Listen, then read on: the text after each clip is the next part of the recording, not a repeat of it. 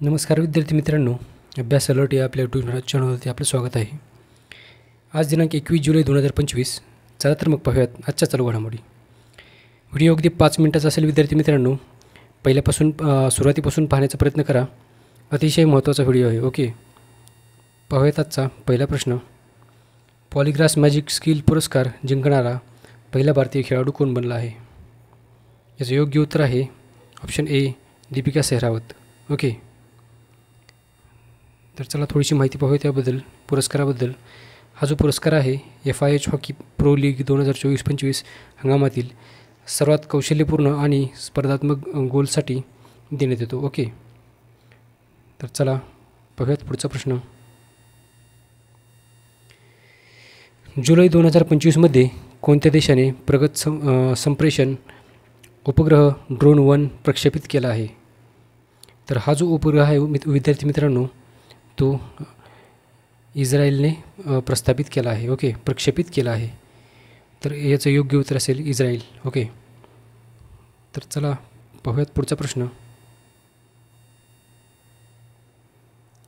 तालिस्मन sabre 2025 हा जो युद्ध सराव आहे याचे यजमानपद कोणत्या देशात आहे? ओके, म्हणजे हे जे हा जो युद्ध सराव आहे तालिस्मन सेबर 2025चा, हा कोणत्या देशाने आयोजित केला आहे? ओके, तर विद्यार्थी मित्रांनो याचं योग्य उत्तर आहे ऑप्शन डी, ऑस्ट्रेलिया. ओके, तर ऑस्ट्रेलियाने हा तालिस्मन सेबर 2025चा युद्धसराव आयोजित केला आहे. तर चला पाहूयात आपण पुढचा प्रश्न. नुकताच उत्तराखंड गुंतवणूक उत्सवचे आयोजन कुठे झाले आहे? ओके, तर याचं योग्य उत्तर आहे ऑप्शन बी, रुद्रपूर. नुकतेच उत्तराखंड गुंतवणूक उत्सवाचे आयोजन हे रुद्रपूर येथे झाले आहे. ओके, तर चला पाहूयात आपण पुढचा प्रश्न. आजचा 5वा प्रश्न आहे.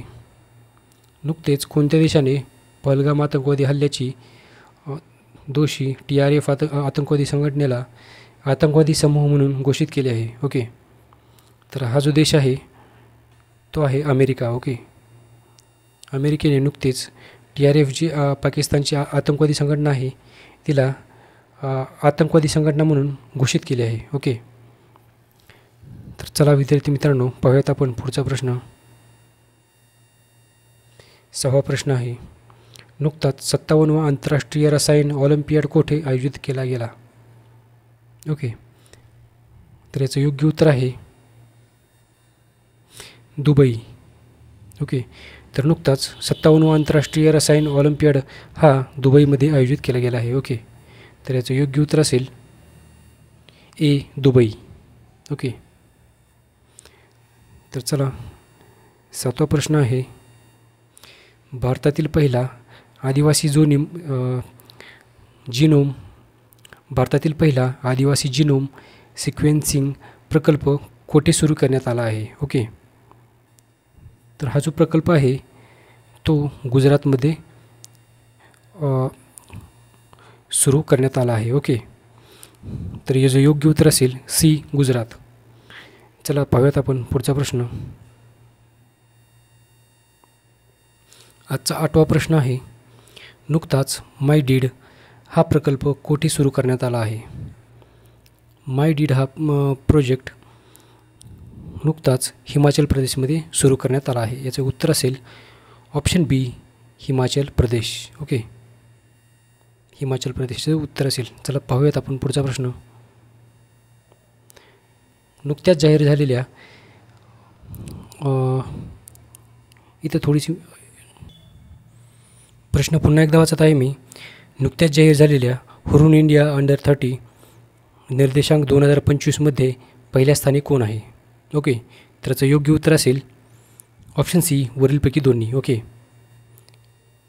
तर वरीलपैकी दोन्ही म्हणजे कैवल्य वोहरा आणि आदिती पालिचा हे जे आहेत या दोघांनी या पहिल्या स्थानाचं विजेतेपद भूषवलं आहे. ओके, तर चला पाहूयात आपण 10वा प्रश्न. 10वा प्रश्न आहे.